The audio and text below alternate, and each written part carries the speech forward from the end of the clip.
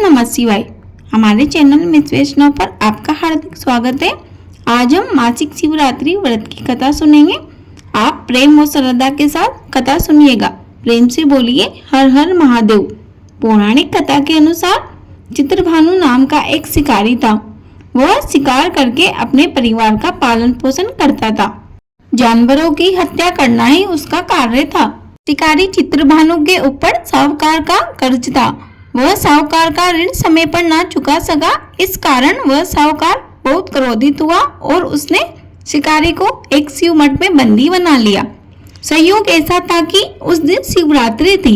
शिव मठ में भगवान शिव संबंधी धार्मिक कथाएं और भजन कीर्तन हो रहे थे। शिकारी ध्यान मग्न होकर भगवान शिव के भजन व कथाएं सुनता रहा। चतुर्दशी को उसने शिवरात्रि व्रत की कथा भी सुनी। शाम होते ही साहूकार ने उसे अपने पास बुलाया और ऋण चुकाने की बात की। शिकारी ने कहा, साहूकार साहब, मैं आपका ऋण अगले दिन लौटा दूंगा। इस प्रकार शिकारी अगले दिन ऋण लौटा देने का वादा करके साहूकार के बंधन से छूट गया। शिकारी फिर से अपनी दिनचर्या के अनुसार जंगल में शिकार के लिए निकला। दिन भर बंदी गृह में रहने के कारण भूख प्यास से व्याकुल शिकारी अपने लिए शिकार ढूंढता हुआ बहुत दूर निकल गया। जब अंधकार हो गया तो उसने विचार किया कि मुझे आज की रात इस जंगल में ही निकालनी पड़ेगी। वह शिकारी जंगल में एक तालाब के किनारे पहुंचा, जहां पर बीलपत्र का वृक्ष था। वह उस बीलपत्र के वृक्ष पर चढ़ गया और रात बीतने का इंतजार करने लगा। उस बीलपत्र के वृक्ष के नीचे शिवलिंग था, जो बीलपत्रों से ढका हुआ था। इस कारण उस शिकारी को शिवलिंग का पता ही नहीं चला। जब वह शिकारी उस बीलपत्र के वृक्ष पर चढ़ा तो उसने पड़ाव बनाया। पड़ाव बनाते समय उससे जो टहनियां तोड़ी वे संयोग से शिवलिंग पर गिरती गई। इस प्रकार दिन भर भूखे प्यासे शिकारी का व्रत भी हो गया और शिवलिंग पर बीलपत्र भी चढ़ गए। इस प्रकार एक पहर रात्रि बीत जाने पर एक गर्भिणी हिरनी तालाब पर पानी पीने पहुंची। शिकारी ने धनुष पर तीर चढ़ाकर ज्यों ही प्रत्यंचा खींची तो हिरनी बोली, मैं गर्भिणी हूँ, शीघ्र ही प्रसव करूंगी। तुम एक साथ दो जीवों की हत्या करोगे, जो ठीक नहीं है। मैं बच्चे को जन्म देकर शीघ्र ही तुम्हारे समक्ष प्रस्तुत हो जाऊंगी, तब मार लेना। शिकारी ने प्रत्यंचा ढीली कर दी। प्रत्यंचा ढीली करते ही वह हिरनी जंगली झाड़ियों में लुप्त हो गई। शिकारी के प्रत्यंचा चढ़ाने व ढीली करने के वक्त कुछ बीलपत्र अनायास ही टूटकर शिवलिंग पर गिर गए। इस प्रकार उससे अनजाने में ही प्रथम पहर की पूजा भी संपन्न हो गई। कुछ ही देर बाद एक और हिरनी उधर से निकली। शिकारी की प्रसन्नता का ठिकाना न रहा। जब वह दूसरी हिरनी उस शिकारी के समीप आई तो उसने धनुष पर बाण चढ़ाया। तब शिकारी को देखकर हिरनी ने विनम्रता पूर्वक निवेदन किया, हे शिकारी, मैं थोड़ी देर पहले ऋतु से निर्वस्त्र हुई हूँ, कामातुर विरहिणी हूँ, अपने प्रिय की खोज में भटक रही हूँ। मैं अपने पति से मिलकर शीघ्र ही तुम्हारे पास आ जाऊंगी। शिकारी ने उसे भी जाने दिया। दो बारी इस प्रकार शिकार को खोकर शिकारी का माथा ठनका। वह चिंता में पड़ गया। रात्रि का आखिरी पहर बीत रहा था। इस बार भी धनुष से लगकर कुछ बीलपत्र उस शिवलिंग पर जा गिरे। इस प्रकार उसके दूसरे पहर का पूजन भी संपन्न हो गया। तभी एक हिरनी अपने बच्चों के साथ उधर से निकली। शिकारी के लिए यह स्वर्णिम अवसर था। उसने धनुष पर तीर चढ़ाने में देर नहीं लगाई। वह तीर छोड़ने ही वाला था कि हिरनी बोली, हे शिकारी, मैं इन बच्चों को इनके पिता के हवाले करके लौट आऊंगी। इस समय मुझे मत मारो। शिकारी हंसा और बोला, सामने आए शिकार को छोड़ दूं? मैं ऐसा मूर्ख नहीं। इससे पहले मैं 2 बार अपना शिकार खो चुका हूँ। मेरे बच्चे भूख प्यास से व्यग्र हो रहे होंगे।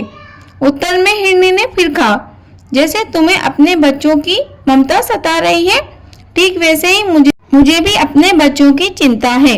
हे शिकारी, मेरा विश्वास करो, मैं शीघ्र ही लौट आऊंगी। हिरनी का ऐसा दुख भरा स्वर सुनकर शिकारी को उस पर दया आ गई। उसने मृगी को भी जाने दिया। शिकार के अभाव में तथा भूख प्यास से व्याकुल शिकारी अनजाने में ही उस वृक्ष पर बैठा बैठा बेलपत्र तोड़ तोड़कर नीचे फेंकता जा रहा था। वो फटने को हुई तो एक हष्ट पुष्ट मृग उसी रास्ते पर आया। शिकारी ने सोच लिया कि मैं इसका शिकार अवश्य ही करूंगा। शिकारी ने अपनी प्रत्यंचा तान ली। शिकारी की तनी प्रत्यंचा देखकर मृग विनीत स्वर में बोला, हे शिकारी, यदि तुमने मुझसे पूर्व आने वाली 3 हिरणियों व छोटे छोटे बच्चों को मार डाला है तो मुझे भी मारने में देर मत करो, ताकि मुझे उनके वियोग में एक भी क्षण का दुख न सहना पड़े। मैं उन हिरणियों का पति हूँ। यदि तुमने उन्हें जीवन दान दिया है तो मुझे भी कुछ क्षण का जीवन देने की कृपा करो। मैं उनसे मिलकर तुम्हारे समक्ष उपस्थित हो जाऊंगा। मृग की बात सुनते ही शिकारी के सामने पूरी रात का घटनाक्रम घूम गया। उसने सारी कथा मृग को सुना दी। तब मृग ने कहा, मेरी तीनों पत्नियां जिस प्रकार वचनबद्ध होकर गई है, मेरी मृत्यु के बाद वह तुम्हें दिए वचन का पालन नहीं कर पाएगी। अतः जैसे तुमने उन्हें विश्वास पात्र मानकर छोड़ा है, वैसे मुझे भी जाने दो।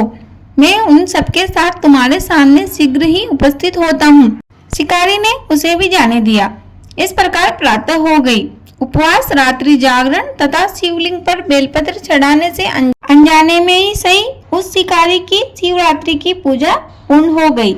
अनजाने में ही की हुई पूजन का परिणाम उसे शीघ्र ही मिला। शिकारी का हिंसक हृदय निर्मल हो गया। उसमें भगवत शक्ति का वास हो गया।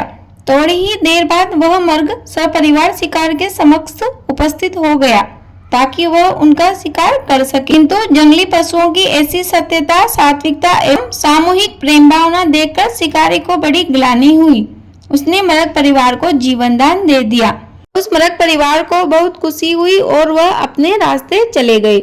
इधर शिकारी ने शिकार करना बंद कर दिया और मेहनत से कमाकर खाने लगा। इस मासिक शिवरात्रि व्रत के प्रभाव से वह शिकारी समस्त सांसारिक सुखों का भोग करके अंत में शिवलोक को प्राप्त हुआ। प्रेम से बोलिए शंकर भगवान की जय। हर हर महादेव। यह कथा यही समाप्त होती है। कथा अधूरी रही हो तो पूरी कर जो, पूरी हो गई हो तो मान कर जो भी इस कथा को श्रद्धा और प्रेम से सुनता है, पढ़ता है अथवा कहता है, भगवान शिव उसकी सभी मनोकामनाओं को पूर्ण करते हैं। बंधुओं, मासिक शिवरात्रि का व्रत हर माह के कृष्ण पक्ष की चतुर्दशी तिथि को रखा जाता है, यानी अमावस्या के एक दिन पहले यह व्रत किया जाता है। शिवरात्रि व्रत साल में 12 या 13 बार आने वाला मासिक व्रत है। इन मासिक शिवरात्रियों में 2 सबसे अधिक प्रसिद्ध है। फाल्गुन त्रयोदशी महाशिवरात्रि के नाम से प्रसिद्ध व दूसरी सावन शिवरात्रि के नाम से जानी जाती है। यह त्योहार भगवान शिव व माता पार्वती जी को समर्पित है। इस व्रत में अन्न ग्रहण नहीं किया जाता, अर्थात उपवास रखा जाता है। शाम को प्रदोष काल में भगवान शिव का पूजन करने के बाद ही उपवास खोला जाता है। इस दिन भगवान शिव को बेलपत्र अवश्य रूप से चढ़ाना चाहिए, क्योंकि शिवरात्रि के दिन बेलपत्र चढ़ाने से भगवान शिव प्रसन्न होते हैं और हमें मनचाहा वरदान प्रदान करते हैं। हम पर भगवान शिव की कृपा बरसती है। दोस्तों, मुझे उम्मीद है आपको यह वीडियो अवश्य उपयोगी लगी होगी। प्लीज वीडियो को लाइक करें, शेयर करें, कमेंट बॉक्स में जय श्री महाकाल अवश्य लिखिए।